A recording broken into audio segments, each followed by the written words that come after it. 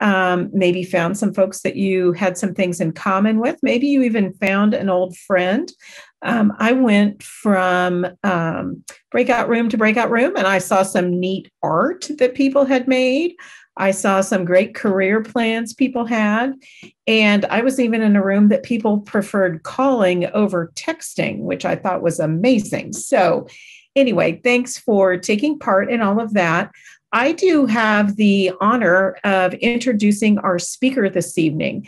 Jareth Barton serves the Kansas Leadership Center as a member of the programs team. And Jaryth's passion for leadership development started when he was very young. And he's been seeking opportunities to grow himself and others in leadership ever since then. And he believes that leadership is the key to unlocking a future in which all people can thrive. Jaryth graduated summa cum laude from Fort Hays State University with a degree in organizational leadership and communication. And so he had 2 degrees, actually. And in his time at Fort Hays State, Jaryth founded 2 student organizations. The first was Collegiate 4-H, to serve students, to connect students to Kansas 4-H as volunteers and providing service learning for those members. The second was a social outdoors club named the Squatchy Squad. And that club provided social opportunities for students in the great outdoors as they embarked on a never-ending search for the Sasquatch. So one of Jaryth's favorite roles is serving as an advisor to the Kansas 4-H Youth Leadership Council. Jaryth was actually on the youth council for 2 years while he was in high school. And so he loves to come back and support the members as they grow and develop in their leadership and communication skills, and work with different state events. So I am so excited that we have Jaryth here with us this evening. So Jaryth. All right, thank you so much for the warm welcome, Beth. And I have to thank Wade for such kind words earlier. I miss being in person with you too, Wade. And that picture shows up, I think, every year on my Facebook feed as a great memory. So definitely enjoyed that. Like you heard Beth say, I'm Jareth Barton. I was a 4-H'er in Dickinson County, which is right next to Rock Springs. I grew up about 10 minutes from Rock Springs, if you know where that is. But I was in 4-H from age 7 to 18 and had older siblings, so was doing all sorts of stuff before then. Since I was in 4-H, I've remained an active volunteer. I was on the summer staff at Rock Springs for a couple summer activities and really liked that. During the pandemic and a little bit before that, I was working with a group on some new leadership and communication materials, and I coordinated a project for Kansas 4-H called Stories Matter. It includes the community conversations that some of you might have experienced if you've gone to CIA in the last couple of years and a few other events that we've done. But when I was in 4-H, Discovery Days was my absolute favorite. It was the event for me. You know, even though I loved camp, I would spend all of my time daydreaming, even in the middle of the school year, about going to camp in the summers. And I didn't think you could top camp until I went to Discovery Days, and I was like, this is it. And so I was on the task force for a lot of years to help plan it because I knew I wanted to be there every summer. Something that I'm going to have used quite a bit, Wade had used a little bit. If you have that reaction button on the bottom bar of your Zoom, you might see a button that says raise hand. Any of the other ones work as well for what we're about to do, or you can continue to use the chat, or even just raise your hand on your camera works for me.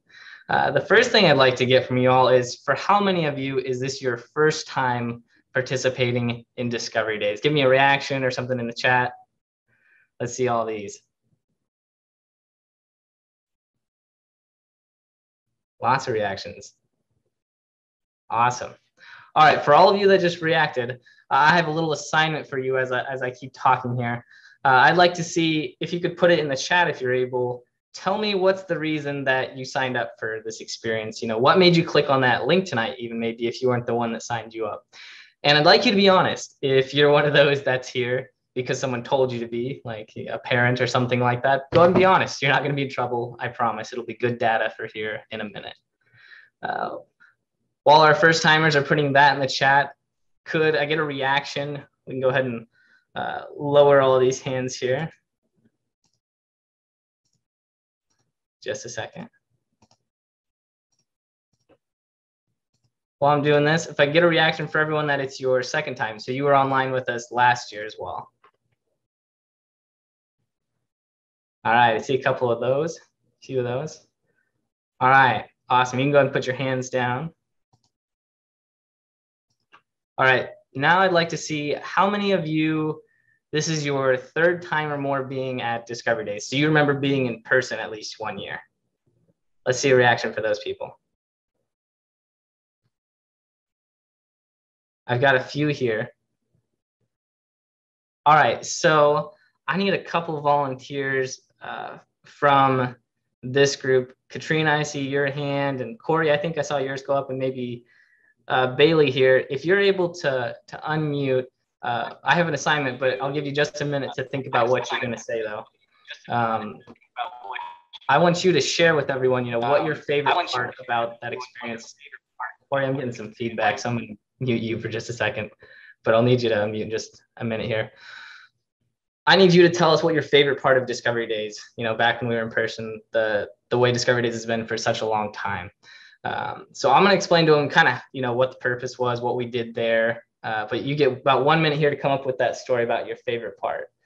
So the main task for you when we're in person at Discovery Days is we have you stay in the dorms, you eat in the college's cafeteria there at K-State. And then during the day, we send you around campus with just a little foldable map, and you have to find your classes. And we try to help you out just a bit, but obviously there's enough of you that, we can't walk each of you to class. And so that was me at 13 getting a little lost on K-State's campus.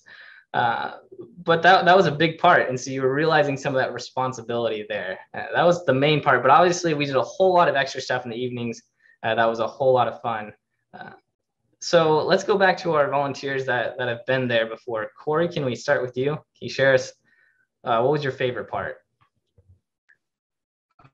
Yeah, I think my favorite part was when you got done with your classes, you managed to figure out your way back to the dorms, you chilled out for a little bit, and then everybody went to the student center, where they had bowling in the basement, the dances on the second floor, a Chick-fil-A, and whatever else you want to eat before they close down night. And you gotta hang out, you gotta make friends, you gotta go play the pool, you gotta show off your bowling skills. I think that's my favorite, just being able to make 4-H friends, and I'm terribly, I'm sorry. All right, you were cutting in a little bit, in and out a little bit, Corey, but I got most of that, I think, for people who weren't getting all that. Corey was talking about the dance we had, I think. We had pool and bowling open in the evenings. And then also there was plenty of stuff to do around before we had food places closing and such like that. All right, let's go to one of our other volunteers that I saw. Katrina, did you have something to share? Yeah, I think I was one of the big first state events I'd go to, and I even didn't really know many people from my county then. So I think even the van ride up to Manhattan was like one of my favorite memories. And then some of our older 4-Hers taking me around campus, and I was super overwhelmed, but I specifically remember one class, and I swear we were doing yoga in it, and I absolutely loved it. And I still do yoga today. So I think, and Call Hall ice cream, that also, the ice cream social is so fun. Definitely, yeah. We would have Call Hall ice cream for everyone who showed up, which is from the Call Hall is the place that does they make their own ice cream and all sorts of other dairy products right at K-State, and they have some great ice cream. One of my favorite things to do was if a class got canceled or something happened, I would get to go and get the students that were supposed to go to that class and take them out for free ice cream. So I was the hero, and it was a great gig for me. Did I have one more volunteer? I think I saw a Bailey. Were you able to share with us anything? My favorite was the ice cream, the Call Hall ice cream. Good pick. Good pick. So yeah, there was all sorts of extra stuff that we got to do. And now I don't say all these things to make us say, dang, I wish we were in person this year. Of course we do. But one thing I think we should remember is that, we shouldn't be comparing this experience to in person necessarily. This wasn't a choice that we had the option of being in person. We made this choice because this was the option or nothing. So, if you're comparing this experience to something, compare it to, being home alone or maybe with your family this evening and not having an opportunity to see everyone and to do something a little bit of fun.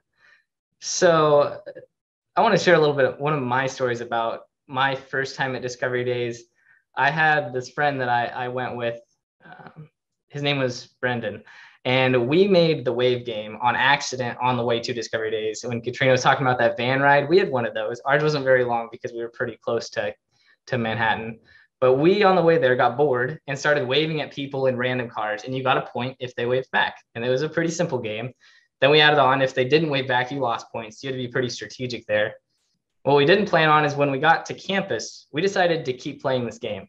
So we kept waving at random people, except you weren't in a vehicle anymore and they didn't just go away. So it was a little more intense and it took a little bit more courage to just wave at random people. And most of the reactions we got were just confused people that, thought that you knew them or something. Well, we decided we didn't just want to be the weird people that were just waving at random people on campus. So we started adding higher point values for going up and introducing yourself to people. And this was just a fun competition at first, but we realized is we were meeting a ton of people and pretty quickly everyone knew who we were. And so it was a lot of fun that we created on accident. So we're going to talk more about some experiments like that later, about getting out of your comfort zone and trying something new. Let's get back though to what we're doing here on Zoom for the next 40 minutes or so. So let's talk about why they recruit me specifically to be your speaker. And the answer is, you might have picked up on, is that I just graduated. In May, I graduated from Fort Hays and I studied leadership and communication. And these are the types of degrees that people immediately ask you every single time, and what do you plan to do with that? It's not like a teaching degree or a law degree where there's just a career to immediately connect it with. But despite that, I was always very confident that these were the programs I wanted to be in, and that was because of 4-H. Here's a secret I'll key you in on, is that most people don't know what they'll do after college until they actually start doing it. Some of them think they have a really good idea, but it's not always true. And so the first lesson I have for you that's not really connected to the content I have is that it's okay to not know what you want to be when you grow up. In fact, I got so tired of that question because I never really knew. I think Wade mentioned this, is I didn't really know where I was going, even when he, met me in high school. I used to tell people exactly what my second grade teacher told us to not plan on, and that was winning the lottery. If people asked me what I was going to be when I grew up or what my plan was, I say, no, don't worry about it. I'm going to win the lottery, no worries. And I'd be 100% confident. If you want to steal this line, you're welcome to, but I'll give you a disclaimer. Most people aren't too happy, especially if it's your teachers at school. But it made me a lot more excited when people ask me than just saying, I don't know, or I like doing these things, I'll figure it out when I get there. There's a part 2 to this lesson though. And that's, you absolutely need to figure out what you enjoy doing. And it's really good if you can figure out a field or fields that you're passionate about. For me, that's working with lots of people every day, doing collaborative and educational work. And the fields I'm passionate about, I figured out through 4-H, was leadership, communication, and civic engagement. And so now those are the things, that's exactly what I get to do at the Kansas Leadership Center. And I met them when I was on the State 4-H Council with Beth as my advisor. And we did, one of our years was, we got training from the Kansas Leadership Center. And so their framework for what leadership is was one of the first understandings I had of the field, which is crazy because it's very new, it's very modern, and it's different than a lot of, we've learned about leadership in the past. And so the fact that that was my first one makes me a special person at the Kansas Leadership Center, because we're used to teaching this new concept of leadership to people who have an older version of what leadership is, and maybe more connected to authority than influence. So now that we've kind of gone over the brief overview of me. We'll go back and fill in the gaps, and I'll tell you some more stories. But you know a bit about me now. Let's go back, though. I'm going to go back to the chat. I haven't forgot about you first-timers. I'm going to go back through your responses here. Let's see what we said. Wanted to look at other career choices. But you're still not sure what you want to do in the future. My mom set the laptop in front of me. Thank you, Brady, for being honest. That's awesome. I'm so glad you're here. I thought it would be fun, share people's opinion. Your coordinator told me, mom signed me up. Parents told me to. Thank you all so much for the honesty. I was hoping that at least a couple of you would. Excellent. And I was there. Trust me, that was me. Let's just put it as when I was even in high school, especially in junior high, definitely in high school still, my mom told me what was going on that day when I woke up in the morning, because I have no concept of a calendar. I'm getting better. I'm still a little behind a lot of people. Calendars aren't my things, but they definitely weren't back then. So my mom told me what was going on. And then once I got to school, I just kind of followed people around because I went to a really small school. And so I just had the same class from class to class, and we'd walk around together. And that worked really well for me. If I showed up late to school, this happened more than once. I would go up to the office and ask the secretary what class I was supposed to be in, because I had no clue. It was that bad. I had no way to figure out. Either I'd call my friend on the phone and hope they answered, even though they weren't supposed to in class. Can anyone make me feel better and say, that's me too? Give me a reaction here. Maybe that's you struggling. I see a couple of you. Well, thank you. So that story, it's partially about my struggles with organization. But the bigger piece there is that I was very much a passenger in the vehicle that was carrying me through life. And Discovery Days was a big piece of what changed that. You know, I was that lost 13-year-old with my little foldable map trying to figure out where the heck Justin Hall was on K-State's campus, which happened to be under construction and the sign was covered up.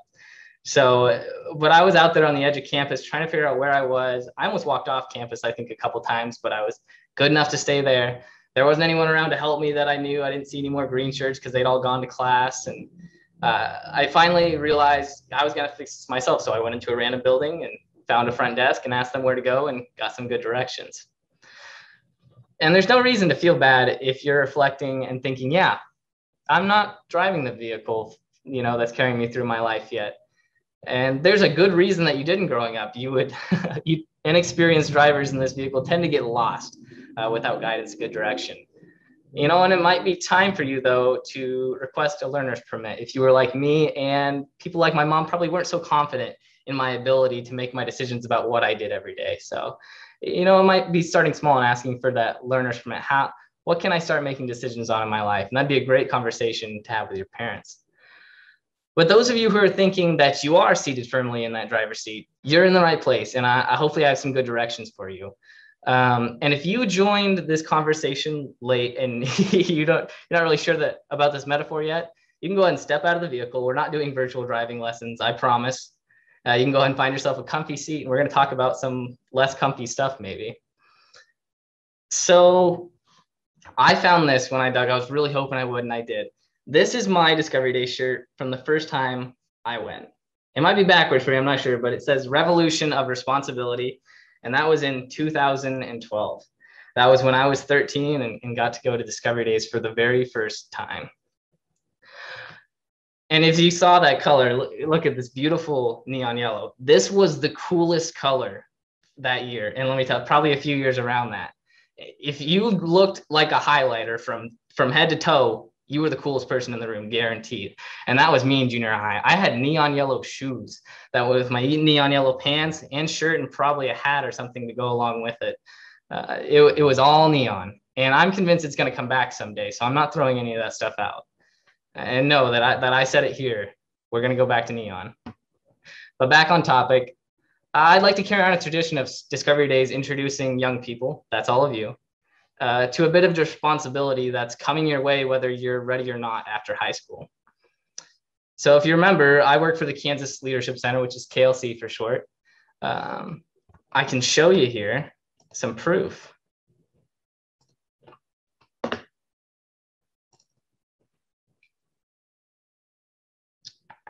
So here's our staff page. I get to be first because luckily they do it alphabetical by last name. So, but obviously I'm the most important, right, as the new guy.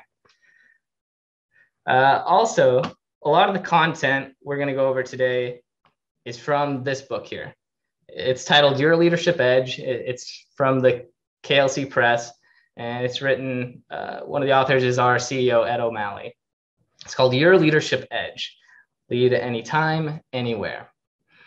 And so if I'm putting stuff in the chat, I'll try to remember to give credit, but all this content and framework is going to come from this book.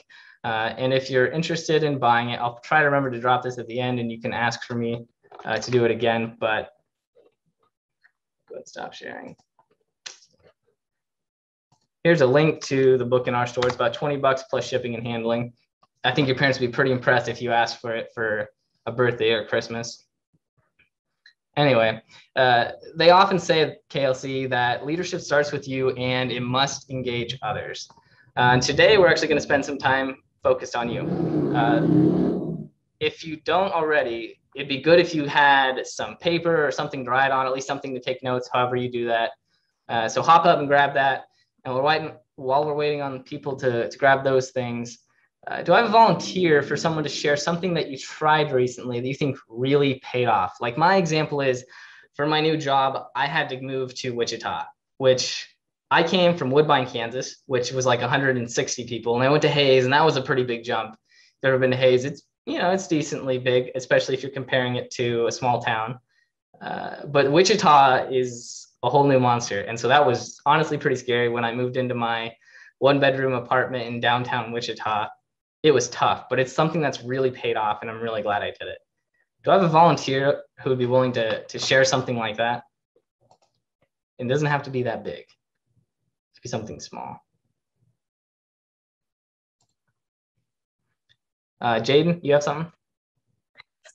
Yeah, actually this year I decided to try and go for a youth council position, and I ended up getting that position, and it's been absolutely amazing. I've loved working with everybody, and I've grown a lot of friendships, and I've met a lot of people, and I've done a lot of leadership, and it's really helped me grow as a person and as a 4-H'er. And so it definitely paid off, even though I was a little worried about doing it at first, but I was like, just go for it. And I did, and I'm so glad that I did.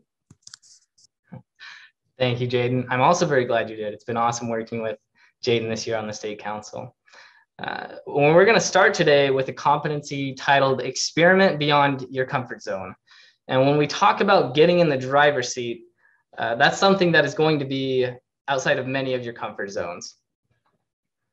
And this all comes from a section of this book and of our competencies titled Manage Self. And so experimenting beyond your comfort zone, it kind of, you can imagine it as a kind of a circle here, and I'll show you my page. The writing might be backwards. It's not super important. But if you can imagine this circle that is your comfort zone and all these things that might exist in it that you're comfortable with, you do every day, they're part of your normal routine, or you've tried them out and you're comfortable with them now. So I said going to Discovery Days is now in my comfort zone. It's super duper in my comfort zone because I love doing it, and it's like my environment to thrive. Something on the edge up here I put as a fun example is skydiving. So I just booked, I've been wanting to go skydiving for a long time, even though it's a little scary. I booked my first skydive experience that's coming up here, I think in a month or so. So that's stuff that happens on the edge of your comfort zone. They're just outside, something that you're willing to experiment with. There might be things that you want to try, but they're way outside of your comfort zone.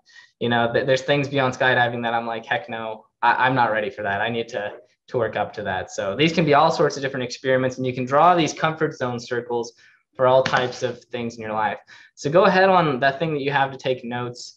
Go ahead and draw yourself a circle, and you can label it like Jaryth's comfort zone or your name's comfort zone. I'm going to give you 3 minutes to draw your comfort zone and list some things that are on your edge that you've been thinking about trying, or maybe you need to, think about that. What are some experiments you could run that would maybe expand your comfort zone? And these, can be fun examples. These can be some more serious things that you're considering for your life. I'm going to give you 3 minutes, and I'll be quiet for that. And if I can, I'll play some music, but no promises. I'll share with you a timer here. Go ahead and spend 3 minutes working on your comfort zone circle there.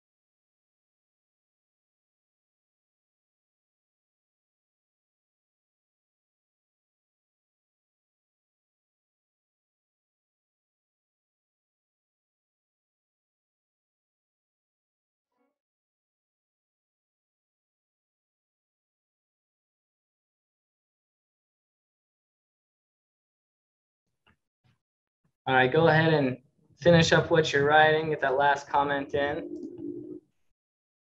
Come back to the main room. If you're willing, go ahead and share one of those experiments that you're thinking about, one of those things that are on your edge that you're thinking about trying in the chat. Ronan says skydiving like me. Very cool.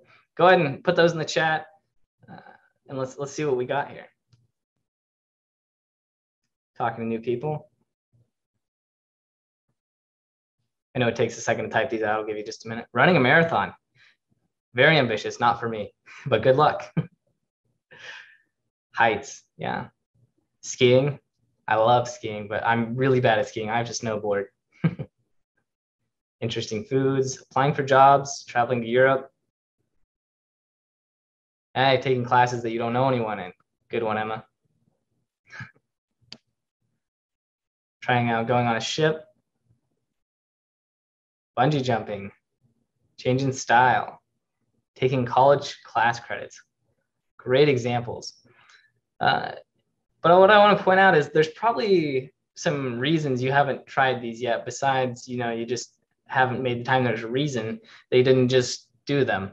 And sometimes that reason is that you might be disappointing others, but really you might be disappointing yourself.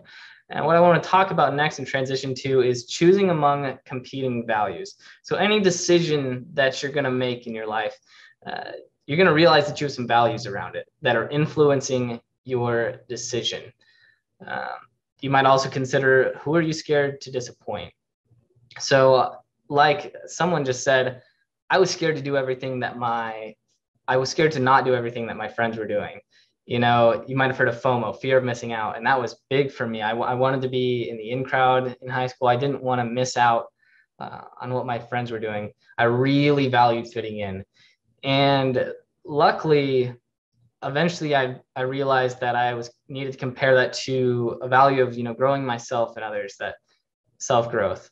Go ahead and grab your comfort zone that you just made with the things on your edge that you're considering experimenting with, and pick at least one of those. And I'm going to give you some questions to answer about it. And I'll give you a couple more minutes. Let me get these in the chat for you. So here's some question. I'll go ahead in case you can't see the chat, and I'll share them on the screen here.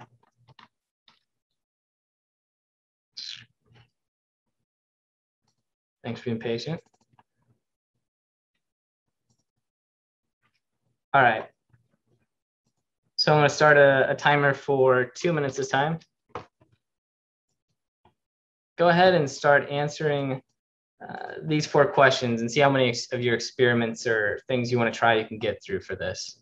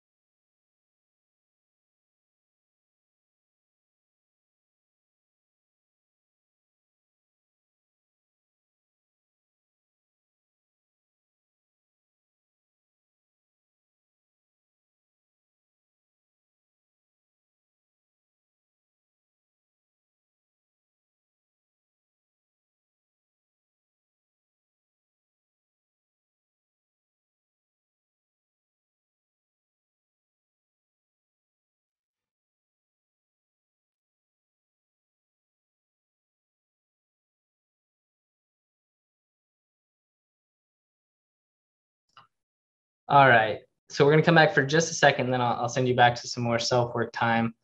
But one of those questions was about purpose. It got you thinking a little bit more deeply about these experiments you're considering. And so some of them you might have realized, oh yeah, I probably shouldn't try that. It's not a good time. That's not really important to me right now.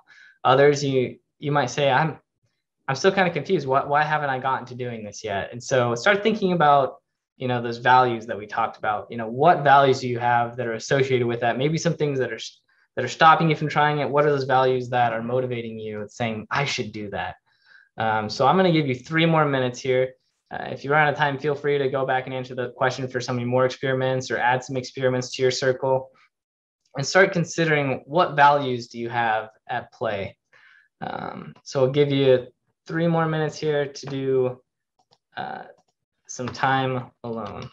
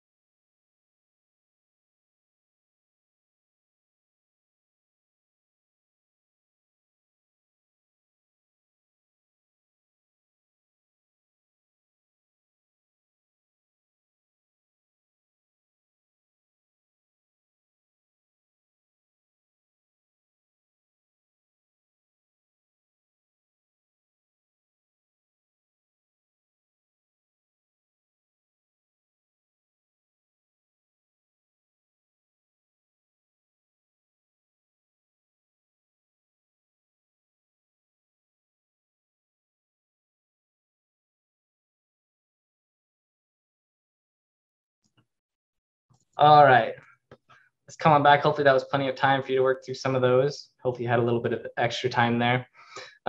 If you have your cameras on, or you could even put this in the chat, give me a quick, I can see most of you right now. A quick, how are you doing right now with all this? Do you think that you really nailed that and you got some good examples of things you want to work on, and maybe why you haven't tried them yet, figured out a little bit deeper than I just don't have time? So thumbs up if you're doing great on that kind of scale, thumbs down if you're struggling, which is okay. You're not going to hurt my feelings.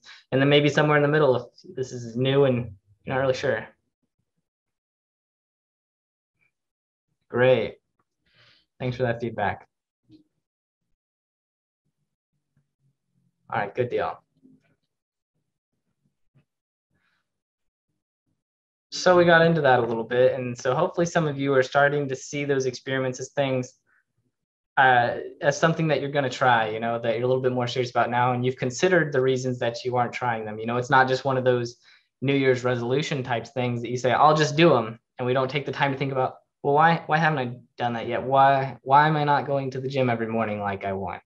There's usually reasons, and they're a little bit more, they're a little bit deeper than I don't have time.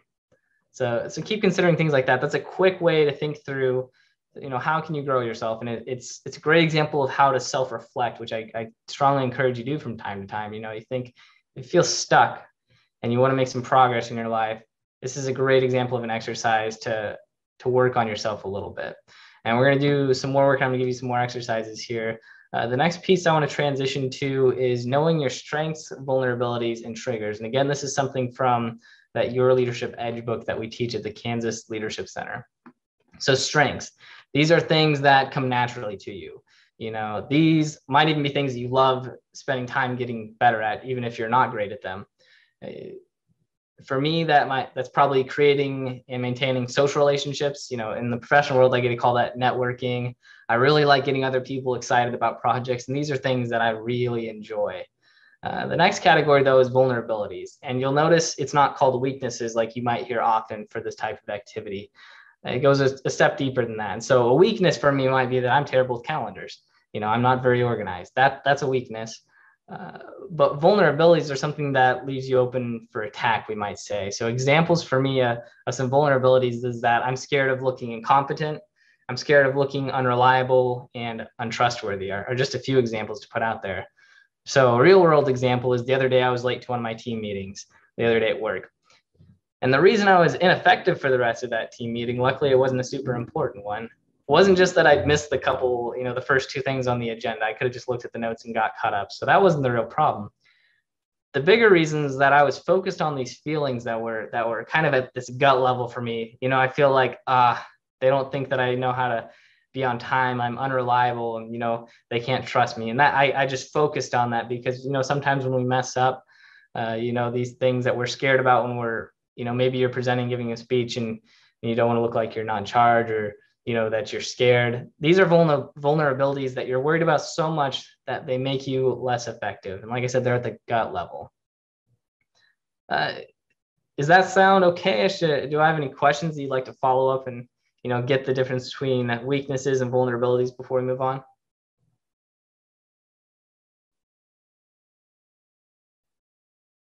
All right. So I know I've been doing this a lot, but we're gonna focus because we're focusing a lot on you today. I need you to stay with me here and continue to invest in yourself here. I'm going to give you another 3 minutes to work on yourself. And I want you to write a short list of what your strengths are, these things that you're either really good at or you love working on. They seem to be something that you really enjoy. And then make a short list of vulnerabilities. And these lists don't have to be the same length. Usually it's a lot harder to admit our vulnerabilities than to brag on ourselves and list our strengths. So go ahead and spend 3 minutes here working on that.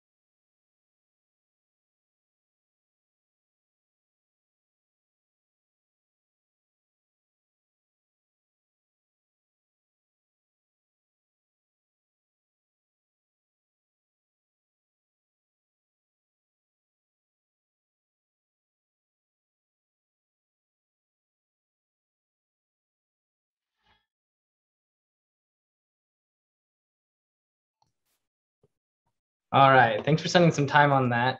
And we have one more thing in this section of strengths, vulnerabilities, and triggers. And so this last section are triggers. And if you want to share those things you just worked on, if you have some good examples of your strengths and vulnerabilities, go ahead and put those in the chat, and I'll read through those here in a minute. But triggers, these are those things that just kind of set you off, and they can be, in a positive way or a negative way, but they put you in such an emotional state that you aren't quite in control. You're less effective because you're distracted by that trigger. A perfect example of this that I'm sure most of you can relate to, there might be that one person in your life, and for a lot of us, it's our siblings, that when they speak, the only thing you're thinking about is how annoying they are. Let's see some reactions for who that's true for. You have that person that you can just think of, be like, when they talk, I don't hear a word they're saying because I'm just annoyed. See some reactions for that. I see some nods, hand raises. Yeah, my little sister used to drive me nuts when I was in high school. All right. I was probably too tough on her, but she's good and tough now, I guess, because of it. But, or maybe your trigger might be this guy who looks like he could be in high school, thinking he knows enough to tell you about how to live your life. The truth is that changing people is very hard, probably impossible. What is very possible is for us to improve our ability to react mindfully. But first, the first step to that is to be aware of our triggers. And so I'd like you to start thinking about that. How do I know that I've been triggered? Here's some warning signs: is that you're restless, you're irritable, you're discontent. These things that you get uncomfortable in situations, focused on, what's going around you. You're no longer effective. So you can pretty quickly generate a list of things, realize, oh my gosh, I was set off. I was no longer effective. And that might not be your fault. There's plenty of things that you probably should be triggered by. So don't think it's a problem that you have triggered, but what we need to do is create this buffer zone where you can realize, this set me off. I'm no longer in control of my actions. I'm no longer thinking purposefully about what I'm doing next. Create a little buffer there where you can make some choices. You might have been taught this before as a different concept. I remember we've had a speaker at our events before who says this is E plus R equals O. The event plus your reaction equals the outcome. And so you have that space. That reaction is the part of that equation that you get to control. And so that's what you're doing here, is creating that little buffer where you can think, I'm going to stop, I'm going to be strategic, and I'm going to set myself up for success. And so some tips from the Kansas leadership is that give yourself a count to 10 before responding sometimes, when you realize that. Another idea is, think about when you head into a situation, what usually triggers me in this environment. When you go into class, what's that person that you need to prepare to hear their answer in class? Or maybe they drone on for 5 minutes. It might be that you need to have an object with you that you can just look at and remember that you want to stay on purpose. Or you might even practice that particular person that drives you a little crazy.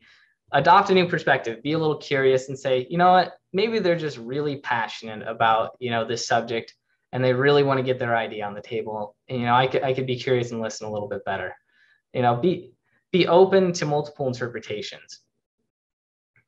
All right. Let's look at the chat. Seeing some great things there. Weakness is sleep schedule. Nice one. All right, thank you all for sharing that. Feel free to take some time to read other people's responses there. Thanks for sharing. We have one last section I want to get to, and then maybe have a couple minutes for any questions you have for me, and give you some options to reach me after this. Who here has felt overwhelmed at some point this past year? Just completely overwhelmed. I see hands going up. I see some reactions. Yeah. At first we were like, nothing's going on when COVID started. And then all of a sudden everything was going on, is kind of how it seemed for me, at least. And I imagine you would agree with me that was pretty stressful. And the last section I want to talk about, that's kind of the other end of all these lessons of you working on yourself and putting a lot of work in, is that you need to take care of yourself. Some warning signs that you aren't taking care of yourself, that you no longer have compassion for others. You don't have the patience to start where they are. You forget things, you become physically ill, you take things personally, you lose control of your triggers, you feel crazy busy with no real progress to show for it. These are some examples that you aren't taking care of yourself. And so why don't we? It seems pretty important. And the thing is, we talked about those competing values earlier. That we choose to make other commitments more important, and we leave this one behind. It's risky. You might fear loss of positions. When you're growing up, that might be your income. You don't want to seem selfish. You want to say yes to everything. And to be frank, especially within 4-H and, probably common across the US and other cultures, I imagine as well, is that it's against the cultural norm. It's not as valued, we see in the norm. We see go as hard as you can for as long as you can as what's right. And obviously that doesn't always go well. We probably all felt that times when we realize we're not very effective because we haven't been taking care of ourselves. So what does taking care of ourselves look like? You need to recognize when you need to care for yourself. So see the need coming. Don't let yourself get overwhelmed. And this can be accomplished by looking back, doing some of that self-reflecting, realizing, when wasn't I at my best? Why wasn't I at my best? Maybe it was because I didn't take a break for a whole week straight. The second piece of this is to find what renews you. Maybe you have some personal hobbies, quiet time, physical activity, time with family, because you need to maintain compassion for yourself. Hold your own purpose. And the truth is, the lesson that a lot of you need to hear and that I needed to hear at your age was you should say no to some things. It's really good when you can be really committed to what you care about and be able to say no to the things or participate at a lower level than being the president of a club. Some of you need to hear that it's actually good to say no sometimes, because you can better serve your major purpose. And what's the cost of not caring for yourself? While only you can answer that question, at its core, the highest cost of not taking care of yourself is losing your ability to make a lasting impact on whatever matters most to you. And that's a direct quote from that book, Your Leadership Edge. That's the cost of not taking care of yourself. Overall, you're just less efficient. And I know this competency seems contradictory to a lot of what we've talked about and what you might be used to hearing. And I like to think of this as riding a bike with training wheels. One training wheel represents you grinding and stretching your comfort zone, putting in the hours to get things done, like your record book the night before it's due. Who was like me and, always did that the night before it's due? Beth, I'm sorry. I tried. It wasn't my thing. It's okay. Keep doing them. They will help. Do them. Do your record books. The other training wheel is taking a load off, doing things that recharge you. Leaning either way too much will eventually cause some problems. And they definitely aren't the most effective. You're going to have a lot more friction in there. But once you have that balance down where you can stay in between them on your two main tires, that's when you're the most effective. As you encounter the least friction by only using the bike's main tires. That's where you've got a good balance of taking care of yourself and putting in the work that you need to do to make progress. So I'd like to take just a few minutes here to make a short list of things that recharge you. And I'll put my list in the chat, just a short list. And if you'll notice here when you read these, they're going to be formatted a little funky, but you can read them. Is that some of these take a little bit of time. Some of these take some planning, and I need to look ahead and block out some time to do. And so some of these are things I put regularly into my schedule. Other times I get to the middle of the day and realize I'm dead. I've done too much Zoom. I need to go outside and do something. So try to get that variety in your list. What are some things I can do real quick? Go on a 5-minute walk. And what are some things that I should plan, like time with family or going to the lake? Let's make this what I like to call your power up list.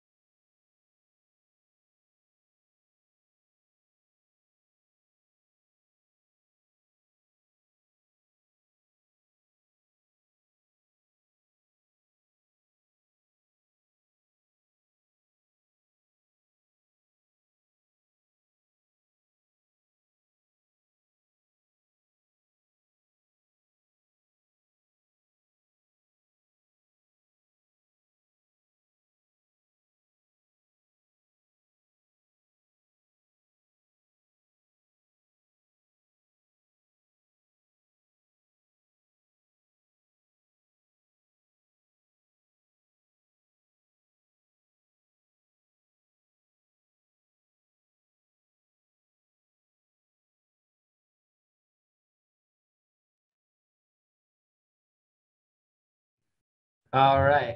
Hopefully you got some good power-ups. Go ahead and put those in the chat if you'd like to share a few of yours with the group.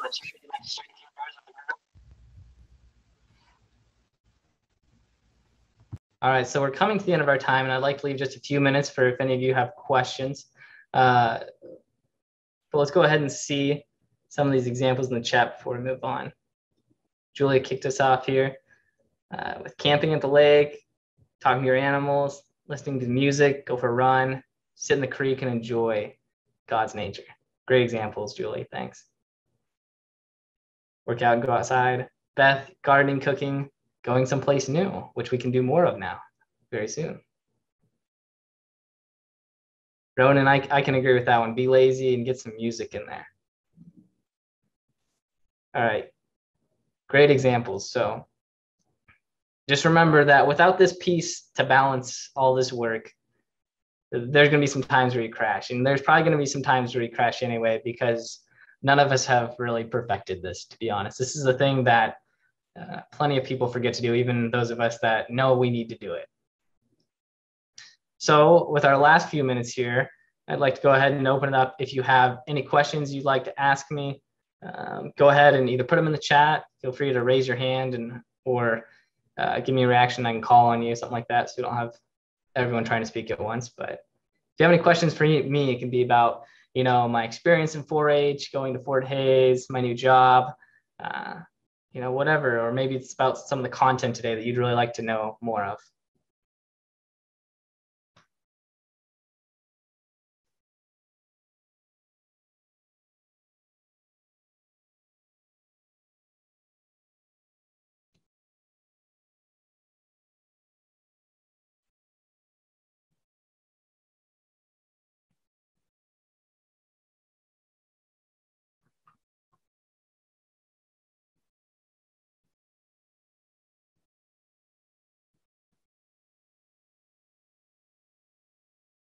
While you're still thinking, I have a question. Is there anyone here that going to conference with us here soon? Give us a reaction for that. I know some of our youth council members will be there. All right. Awesome. We're excited to see you. I got a question in the chat. Someone sent me privately. Is there something that you regret doing or something you wish you would have done differently? There was definitely some times in my life, especially we talked about competing values, where even when I was trying to be mindful of them, I got them mixed up. When I talked about being in the driver's seat for the vehicle that's carrying you through your life, you should still take directions from those that you trust and those that love you. Listen to those directions, weigh them carefully, and don't ignore them. So probably one thing that I regret is maybe not listening to those closely enough when I was first, taking the wheel and really taking charge. Maybe when I was a senior, I was bound and determined that I knew everything I wanted, and I stopped listening to good directions. So, yeah, so done differently, I'd say kept listening to good directions when I started driving, using that metaphor. I got, whether it's indoor or outdoor skydiving, it's outdoor, so I'm excited. I got a request to talk more about multiple interpretations.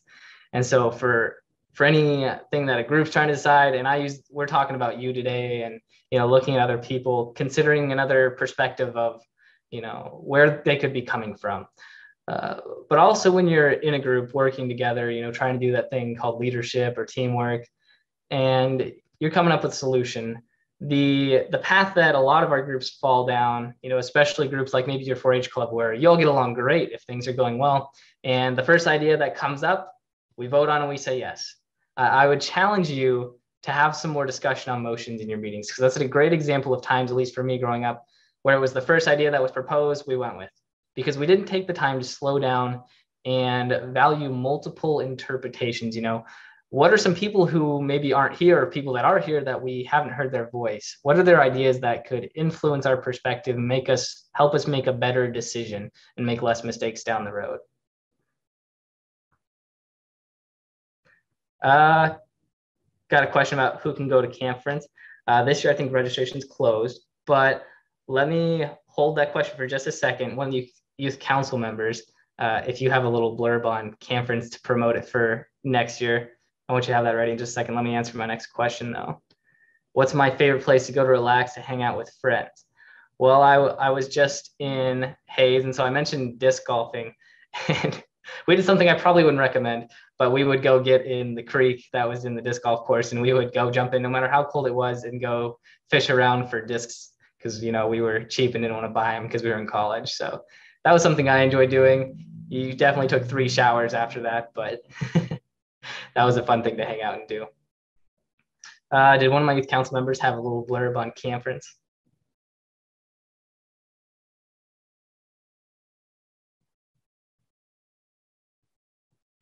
Yeah, I got it, Jaryth. So conference is for all of anyone 14 or 12 to 14. And it's super fun. It's at Rock Springs. It's basically a combination of 4-H camp and then an introduction to conferences that we hold, like Kansas Youth Leadership Forum in November. And next year, if you aren't signed up this year and you're wanting to go next year, I'd really strongly encourage it. We do a lot of get to know you activities like we did tonight, and you really get to meet new friends across the state while also listening to some pretty great speakers like we had tonight. Great blurb for that. There's lots of state events that happen around the year that you can find on the State 4-H website. I encourage you to follow the Kansas 4-H Facebook page and learn more about those that happen throughout the year. They're awesome experiences, as well as some area forums that you might look into. And some of these people that you see with YC before their name would be great people to contact and connect with. And there's also some more people that you'll meet tomorrow that are on the youth council. I got one last question I'll answer before I turn it back over, but my advice on saying no, you know, you're scared to disappoint or let others down. And so what that connects to is another competency at Kansas Leadership Center, and it's called speaking to loss. So a lot of the time we're too scared to even have that conversation with people that we know we're going to disappoint when we make a decision. So a lot of the times it's just taking the time to have that conversation, to go and, you know, tell them that you've made this decision and you know that it's going to upset them and you want to hear more about why.